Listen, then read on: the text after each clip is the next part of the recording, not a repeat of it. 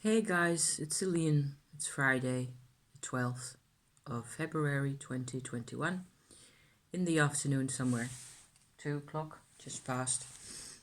Nice sunny day still, very cold outside, so I'm not going out, not today.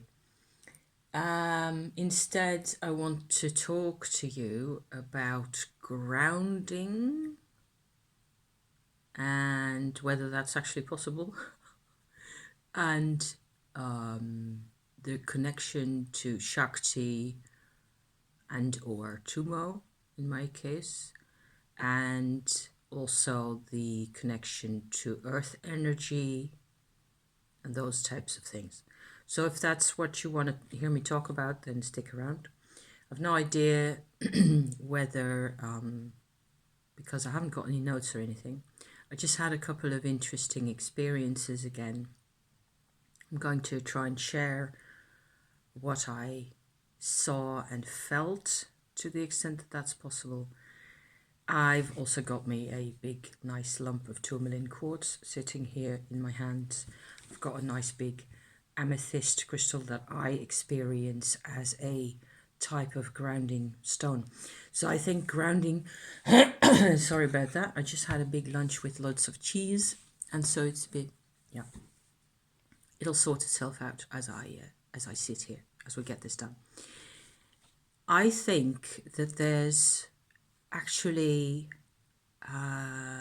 loads of different types of experiences that are subtly or less subtly different from each other that you can call feeling grounded. And I've always felt that way. I've in recent years, that is, since I started thinking about that kind of thing. I suppose I got introduced to the concept about, what is it, 10 years, 12 years ago or so, when I was doing a intuitive healing type course, energy work course with a couple of colleagues of mine.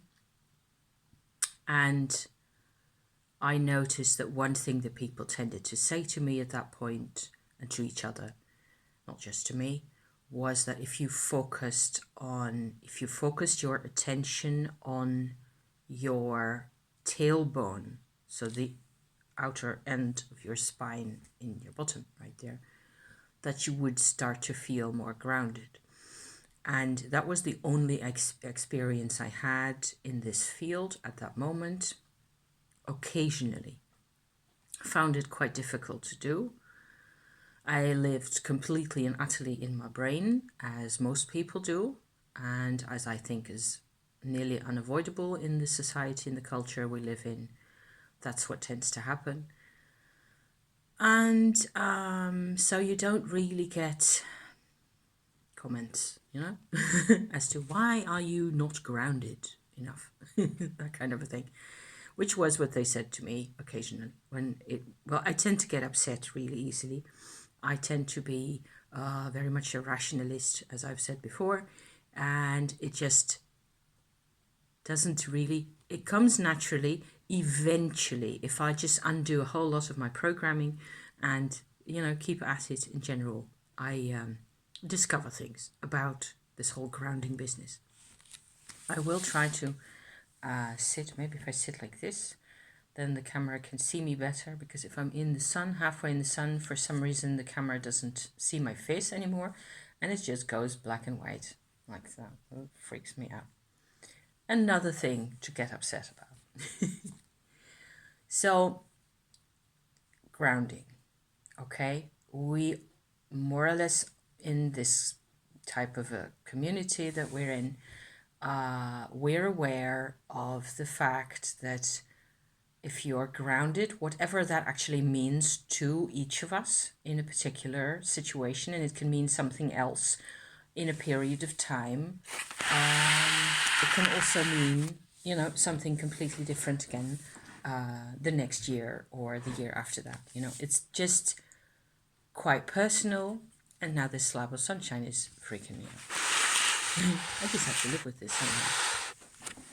How about this? Is this any better? Maybe it is. So it can change, and your perception can change Whether that means deepening or not, just depends on who you are and what you're doing, what you're using it for. But in general, I think that we all mean more or less the same thing. When we say that we feel grounded, it means that we are at peace within ourselves, we are comfortable, we are relaxed physically, we are not fighting anything in particular, we're feeling stronger. Yeah, those kinds of ideas. We're also, I would say, emotionally less bothered by opinions and mindsets, It just doesn't seem to affect us quite as much as in an ungrounded state. So when we want ourselves to ground, when I want myself to feel more grounded, it is to get rid of those types of things, to get rid of the fight, to get rid of the, constant in my brain, the dissatisfaction, even dissociation at points, where nothing seems to be good enough.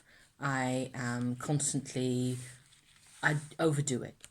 Whatever it is that I was doing, I am overdoing it.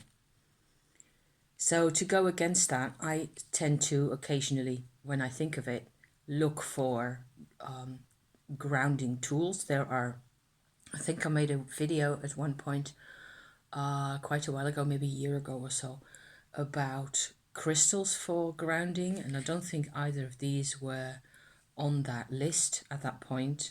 I'm sure I put Desirite in, which is a fantastic earth energy type of stone, type of crystal. Smoky quartz is another one, and amber is a good one for grounding or earth connection, earth connectedness. But they're all very different, aren't they? They're all, if you're sensitive to crystals and you enjoy, collecting and holding them and carrying them around with you, you know that the effect is completely different. And so, for example, for me, smoky quartz, often that is actual real smoky quartz and not citrine, which is sometimes confused because they can look quite similar. Smoky quartz tends to make me cool down emotionally and mentally as well. It makes me more sensible. It makes me make sense to myself, which is something I enjoy. Citrine is a completely different animal. It gives me great joy. I love citrine. I don't use it often enough, but there should be a big ass citrine sitting on my table right here because that's how I love it, But I have some small ones and a couple of pendants and things like that I occasionally wear. Wearing them around my neck like this on a chain or a cord tends to be to affect me too strongly often, especially after a longer period of time. So I tend to use that as a rescue remedy, first aid kind of a deal, or in conditions when I have no choice about what I go through really outside the house, when I have to deal with people for a longer period of time. I tend to wear a rose quartz because it just makes things that much easier, I don't take things that seriously and so on and so forth. And I tend to I'm just putting out more happiness and more ease if I wear a rose quartz like that. So that's just as an aside. In terms of grounding, I have worn amber quite a bit. And I think that another possibility for me to talk about is this massive necklace that I have worn on my channel quite often. Maybe you haven't seen it. It's a bit of a mess with another couple of necklaces here. This is the thing I'm trying to show you here. This is actually a couple of pieces of amber, and there's turquoise, and there's a piece of, it's the wrong way around, like this is the way it's supposed to look. A piece of deer bone that I found on the beach, some little turquoises, bits and bobs and things that have pieces of amber in with them as well. There's a little goddess sculpture out of clay that I made. These are big ambers and so on and so forth. This kind of thing is... I made this also especially with this symbol here on the bone that I carved. Hope you can see that. It is a bit like a labyrinth, like a spiral, except that if you were to look really closely, I can't show it to you properly, you would see that it has two parts really that are sort of like this, almost like a yin-yang motif. And to me, it represents my soul retrieval experience that I had. So the connection for me with feeling grounded and that type of experience is really strong. There was absolutely no possibility for me to get to any level of groundedness, grounded energy, grounded consciousness, without first going through the whole 9 yards of the soul retrieval. Emotional integration, emotional, psycho, spiritual, whatever you like to call it, integration of the things that belong to me is crucial. And that's where also something like this amethyst comes in, because to me it feels grounding. But I used to feel amethyst as a really challenging type stone, because it kind of pulls my consciousness away from my intelligence, if you like. I feel more or less compelled by amethyst to step away from the intelligence, the mind connection, the comprehension that goes out of the mind, which is what I was brought up to be and do and sit with always, you know. Intelligence was the only thing that worked or was supposed to work as I was growing up. So this pulls me away from that. This, to me, amethyst, if I have to put it in one word, amethyst means trust. So that ties in a great deal with grounding, because we are emotional creatures, and without trust and feeling safe, which is close to that for me, there isn't going to be any grounding either. So a lot of this is actually learning and, you know, figuring things out as you go through life. So I have another piece of amber here. Amber is, to my mind, much more like it used to be a living substance. It's a resin. And it's, in that sense, to me, it feels very tree-like, as amethyst doesn't, or this quartz here. You know, none of that. Those are real minerals. Whereas, I didn't know I was going to say that, but the amber actually talks more about life in a way. And so I would tend to say that pieces of amber like this communicate something about acceptance much more. So there's trust and there's acceptance. You know, I'm just sketching here a couple of things that have one way or another something to do with this whole grounding, feeling grounded business, because it's quite complex. So I've tried to find tricks, because I practice Kundalini yoga in the form of Tumo. I have tried to learn more about Shakti energy as I have felt it. It comes out of the earth into our bodies. It comes, there's a line, if you like, which is what I learned in my class that I was talking about just now, 15 years ago, or however many years it is. You learned to, in that class, you learned to visualize your earth line, which was a connection between your root chakra or your tailbone on the one end and the heart of the earth on the other. You're just supposed to mainly visualize that. And then later, as the course progressed, you would get into notions of what it was actually supposed to feel like, and slowly and carefully you would explore what it felt like, and at which point, or for whatever reason, it would feel, the earth line would feel more or less comfortable, and more or less, I suppose, vibrant or alive. And it is something that I have used a lot since then, because I noticed that there could be actual blockages along my earth line. I've talked about this occasionally in earlier videos a while ago by now.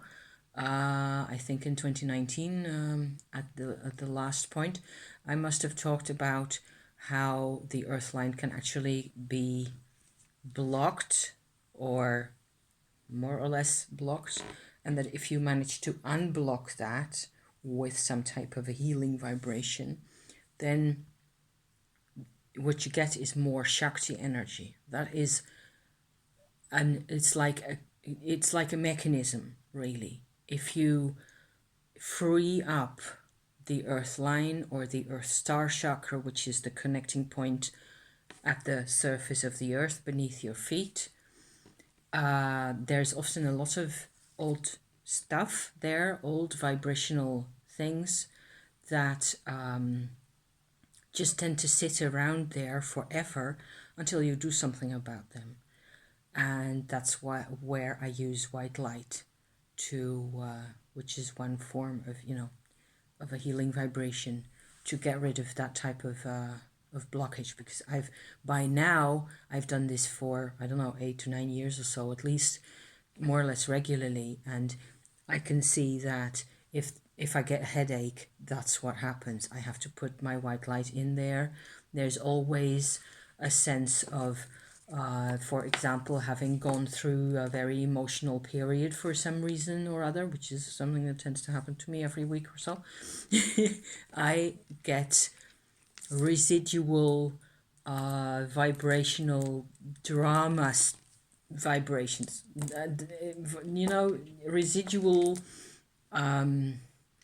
tension, electricity, magnetism, that type of, it feels nasty and I can feel it, but it is not in my body, it is beneath my feet in the earth for a distance of, I don't know, a couple of yards or so, where that just tends to sit there. And if I manage to put the white light in there and make that come out and leave my system, then immediately I get more Shakti energy. So this is the level I've been at in terms of grounding for the past couple of years, really. What with crystals and everything else and types of focus. I have occasionally felt earth energies as locations where I could go, or even a location right next to me as I sit here. There's a little spot here that actually has a very positive vibration. If you need to recharge yourself, you can stand or sit right here behind me, and it will just make you feel better. As I sit here now, I don't really feel it, except that it's there, but I'm not sitting on top of it, because it's like this, really a small piece of a channel. So this is where I was at. I've talked about these types of things before, more or less in this form, I think. The new thing is that I was looking at my earth line yesterday night, or during the nighttime at some point, to see whether I could feel or trace the origin of my Shakti energy. So because I've worked with my Tumo recently a lot, I would like to know more about where it comes from. And I'm seeing constantly, what I'm seeing in my body with my Tumo is stages of transformation. Each time the energy comes into like a mechanism, and it provides energy to a mechanism, and thereby it changes. So the whole experience changes the whole time. So it seems to me now that the energy in the earth actually goes through similar stages, and each of us actually has his or her own grounding experience as we become more and more aware of the Shakti that is part of us, that we are a part of, I should say, maybe. You know, the Shakti energy that goes through a couple of stages inside the earth before reaching the Earth Star Chakra and becoming available to us in this form. See what I'm going with this? Before Shakti, it looks like this. It looks different. And the one thing I'm trying to get at, which was a kind of a special experience in a way, is that I had an idea mainly that there is like a, if you have an electrical current, is what they tell me, there is a, I'm not sure of the English word, I will put it in the description if I find out how it is, what it's actually called. I should have looked it up beforehand. If there's an electrical current going from A to B, there is a difference of potential, is what I used to learn about that. And the difference in potential is what creates the current going in a particular direction.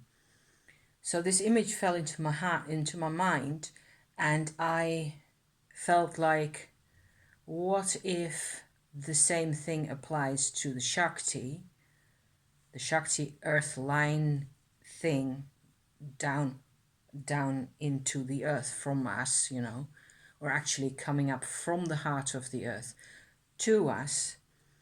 And there is somehow a difference in potential between what happens in the heart of the earth and what happens here between us, between the two of us, you know, something like that. And that creates this, and it was like, that's how it works. That's how it actually, that's what actually happens. And there's a different, truly,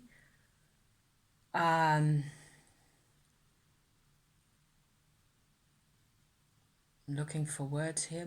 It's a very powerful, very, very positive earth consciousness that is sitting at the heart of the earth for each of us personally. And maybe it's the same energy for all of us. I think it is, in a way. But of course, it is all about our connecting to it, our finding these types of channels, if that's what we need to do. Connecting with the heart of the earth in this way, or in a similar way, has been for me the most powerful grounding type of experience that I've ever had. And connecting with earth energy on the surface of the earth as it is here, you know, that's something I just forget to do. It is like I am connecting to something that is already in a much later stage of things. It has already developed. What I myself need to do is go to the root of things, go to the heart of things. I always do that in anything, apparently. Even though I think I'm way too lazy to talk about these things and think about it all and just organize the brain to get the story out there again, you know. And I messed up with my lighting and whatever else, you know. If I sit like this, is that any better? No, because I go into...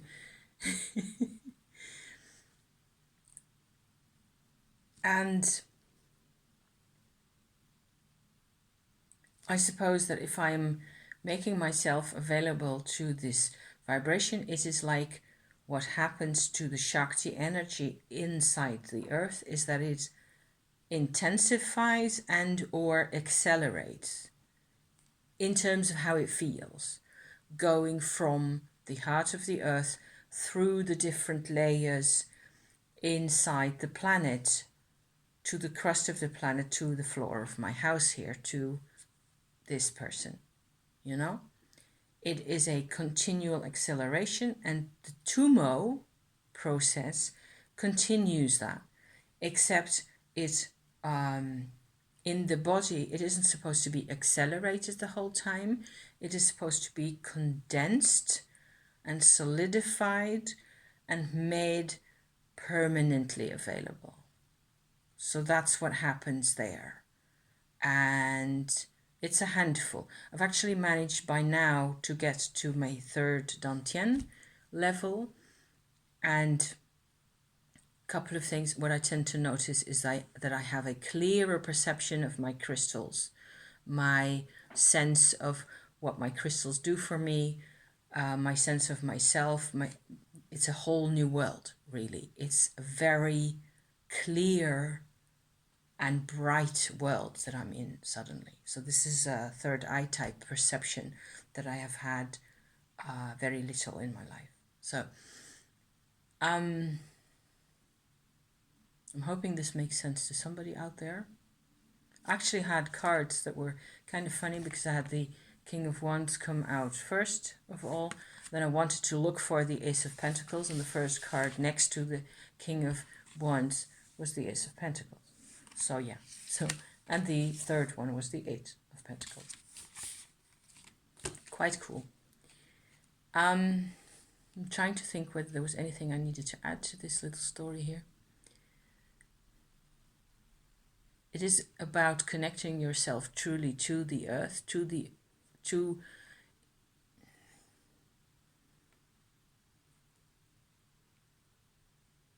it is where everything comes from, right?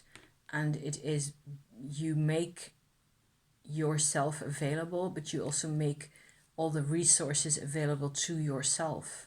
It's a complete shift in perspective, really, to be grounded in this way. And that's often happened to me, where I go in for a particular type of meditation or a particular kind of exercise, and if I do it really well, then everything changes, and I find like wow, I wasn't expecting it to be this effective, you know? So that's kind of cool and kind of scary, and I'm still having a very dark face now. So hi, in case you hadn't really seen me and just heard me talk. I'm going to pull the plug again here because this is nearly half an hour. How do I do this? I just sit here and talk. Okay, thank you for watching. This is my notes on grounding so far. It's very mysterious, and it does do a lot more than we might expect. And it's, I think, enormously beneficial, and thinking about these things and opening oneself up to these types of connections can only be extraordinarily healthy and positive. And the things that are blockages in our potential work in this way can be dealt with in different ways. And I think that most of them are karmic, so they come from some type of a charge that we carry around with us. And removing that already also is, of course, a big deal, and something you have to, let yourself experience and find new ways to work with. Lots of things are possible, lots of things, and we have no idea, and we just often make do with a situation that seems, where there's no progress or anything, and it doesn't have to be that way, not always. Maybe, yeah. So okay, thank you for watching, and have a nice weekend, and I'll be seeing you on the other side. Okay, see you then. Ciao for now.